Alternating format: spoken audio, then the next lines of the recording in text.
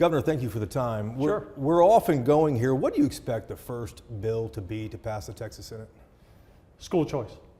How soon? As soon as the governor puts it on the emergency list, because the Constitution says we cannot pass bills until the 60th day, which would be mid-March. But emergency items we can pass immediately. So he'll have a number of emergency items, and I believe school choice will be one of those. We've passed it, Jason, 5 times or more out of the Senate since 2015. It's time the parents have a right for school choice. And for anyone watching that says, yeah, but it's going to, undermine public education, just keep these numbers in mind. The budget for public education is about $40 billion. The budget for school choice is about $700 million.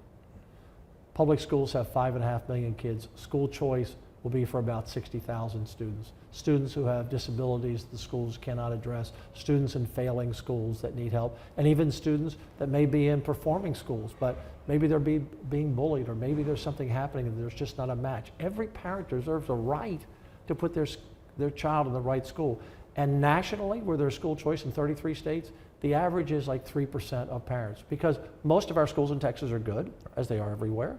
They like their teachers, they like to be with their friends. It's these parents who really need help, and that's what it's designed for. And the whole idea we're undermining public education, again, 5.5 million kids at 40 billion, and 60-some thousand kids at 700 million. It's not even, it's laughable when they say that.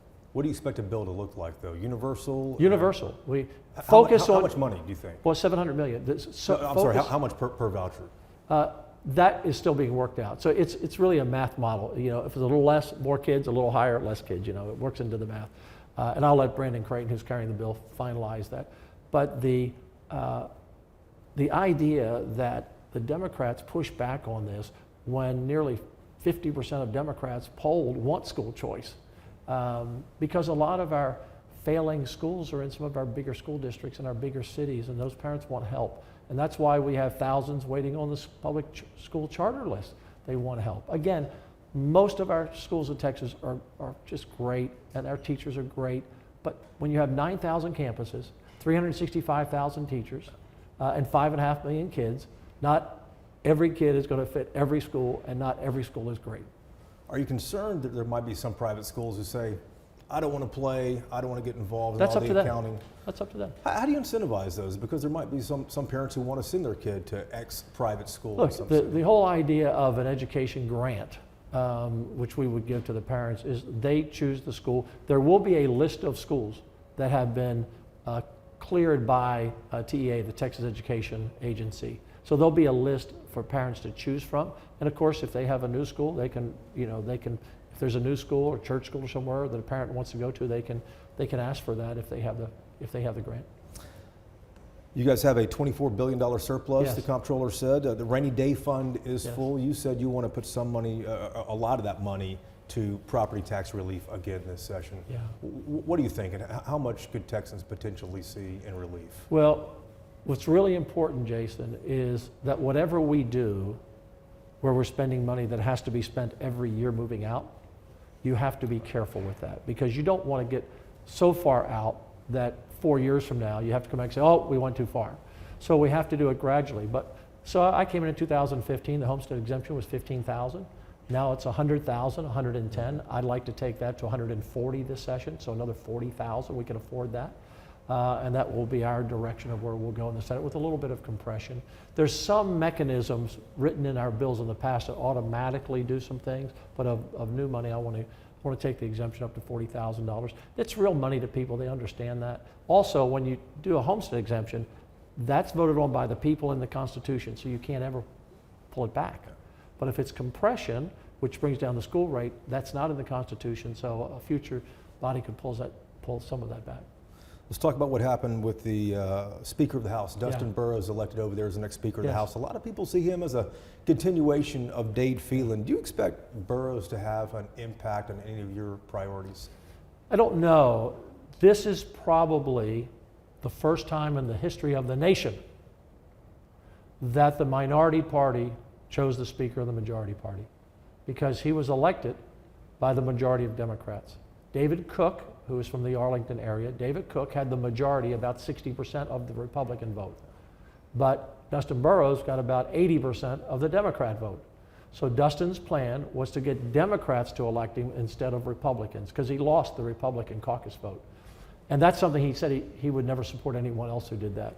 So here you have a state that just had sweeping Republican victories across the state, from the Supreme Court, Court of Criminal Appeals, Appeals Court, the first ever Republican senator from the Valley, more Republicans switching, Democrats switching parties, and coming into our legislature, and Donald Trump wins the election by the largest number of votes by anyone ever elected in Texas.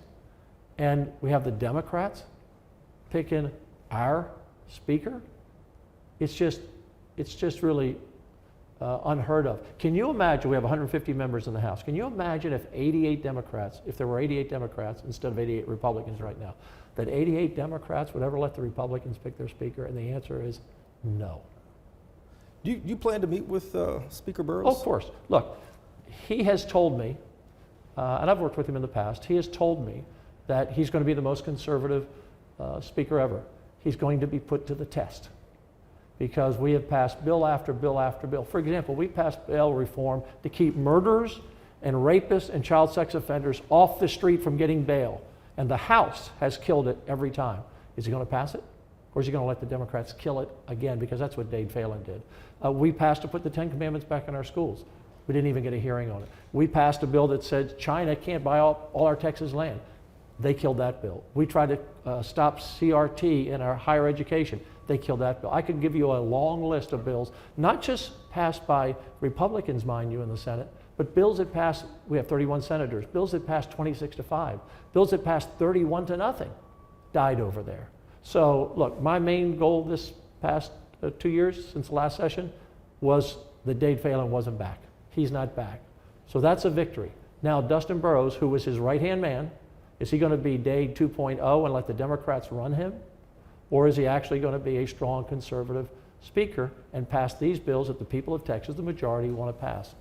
Do you think he's going to? Do you think Burrows is going to stand in your way at all with the priorities that you want and your chamber passes? Yeah, these are not priorities that I want. These are priorities that the people of Texas want. Greg Abbott, Governor Abbott, spoke clearly today from the podium and said it's time to pass school choice. It's time to keep murderers from getting bail to go out and commit another murder.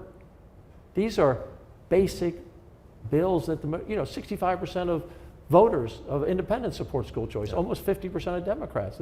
These are not controversial bills. And keeping murderers off the streets of Dallas or whatever city that's watching right now, or in Houston, from getting out on bail, and Joe Moody, the Democrat over there who's been in charge of the committee that oversees those bills, we'll get an early feeling to see if they're Democrat chairs, and if there are, where they're positioned, because you can have a few, but if you got them in the key places, then they can kill bills.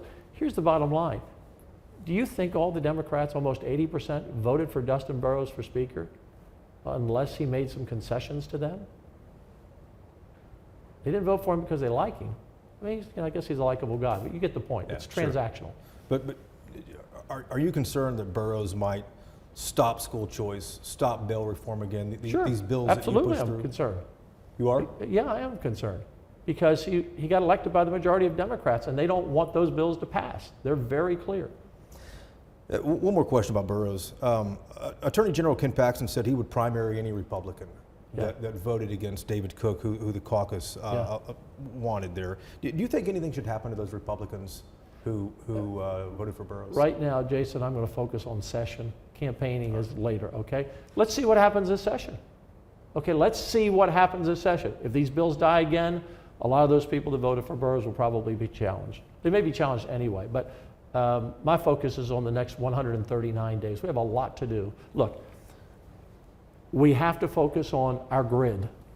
We have to have more megawatts. With all the AI and the data centers and the crypto, look, we can be the #1 leader in data centers and crypto mining, but they have to provide for their own power.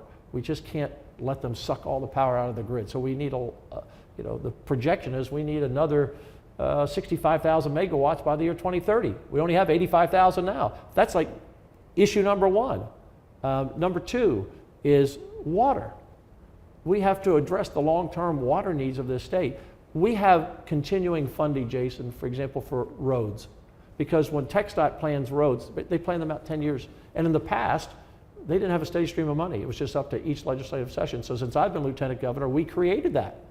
One of the first things we did. So we have a steady stream of money for roads so they can plan. We need that for water. These water projects just don't happen overnight. So we need a steady stream, and we need to put some money, significant money more. We put a couple of billion in the last few years into water. We need affordable housing.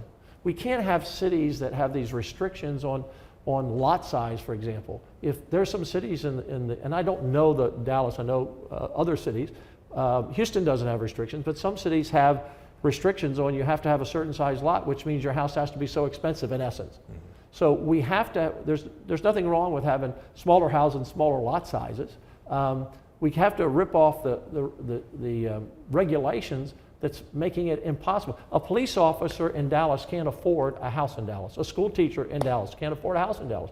So grid, water, affordable housing, 3 big issues for me. And the other 2 big issues, I want to fund, as we have for CPRIT, cancer prevention and research for the last decade, DPRIT, as I call it, to focus on research and prevention for dementia, Alzheimer's, which is under that umbrella. Almost every family you can talk to either has someone or knows someone, and that's a disease, Jason, that not only takes the memory of the past and the opportunities for the future away, but it also hits every family member. It's 24/7 care. It hits everyone. And so we're big enough. We have this surplus so we can invest this one-time money, $3 billion as we did with cancer research. And we've done great work in that area in cancer. And so Texas can lead on that. So, and then THC. I don't know if parents are focused on this or grandparents watching, but in the last 2 years, Jason, 8,000 locations have opened up that are selling above the marijuana limit, sometimes 3 or 4 times of the marijuana you would buy on the street from a drug dealer. And they're selling them as candy, they're selling them in all types of products that you walk into these smoke shops, CBD and that. We have a regulation, it's supposed to be 0.03, but they're putting, you can go into some of these stop and go type places and you can buy a candy bar with 100 milligrams of THC. And these are bad actors who have taken advantage of the hemp law from 2019, I guess it was, or 21-19, I think. This all started with Mitch McConnell when he did this nationally on hemp products. And so we have to stop this. And if you look at, for a lot of these 8,000 stores, they're around schools. So what would happen to those 8,000 vape shops who say, listen, we rely on this? You're gone. Gone. Out of business. Well, why not? You can do CBD. You can do CBD if you stay within the 0.03 and you look at the milligram. But all these other shops, they know exactly what they're doing. It's a multi-billion-dollar business. And you know what, Jason? I really learned about this in the last 7 or 8 months. You know, we were here until December a year ago, so we didn't have much of an off time. But I started getting out around the state, and I had parents come up to me, you got to do something about this THC. It's all over our schools. There's no age restriction. I mean, you can't go buy a pack of cigarettes, you can't buy booze, but you can buy this stuff, and which can get you hooked on drugs later. Not only that will hurt you now, and of course for adults too. We need to increase our CUP program, which is our compassionate use program. That's what CUP stands for. Yeah. That's a medical cannabis. And so with cancer, sure. PTSD, children with epilepsy. So we need to have more of those locations, but these need to be shut down. I'm going to have a big fight on this, but we need to do that. I'm not going to have a big fight with the members. I think it should pass unanimously. But there'll be a big fight out there because it's a billion-dollar industry that has sprung up in 24 months. But why not regulate it then? If it's that much money, why not regulate it and require? Well, we regulate liquor, for example. Right. We regulate pretty strict on that. That's a possibility, but I think the consensus of members and people I've talked to, it's get it out. Because basically, through the back door, they've legalized marijuana in the state of Texas. Last question. Pretty potent. Indeed so. Last question, yeah. Governor. Do you expect any significant abortion legislation either to clarify current statute or to strengthen it? So when Roe v. Wade was overturned, it went back to the original bills. Those bills were all passed by Democrats back in the 50s, 60s, and 70s. So it's very interesting. It just goes back to where they were. I do think that we need to clarify any language so that doctors are not in fear of being penalized if they think the life of the mother is at risk. I think it's clear, but I'm also open to the idea that some doctors don't see it that way, some hospitals don't think that way. We don't want to stand in the way of that, but we're not going to open it up so that abortion is prevalent again in the state, but no mother's life should be at risk. And so if there's clarity on that, I know we're working with some people on language to hopefully clarify that. How about punishing women if they We get should an never abortion? punish women, of course not.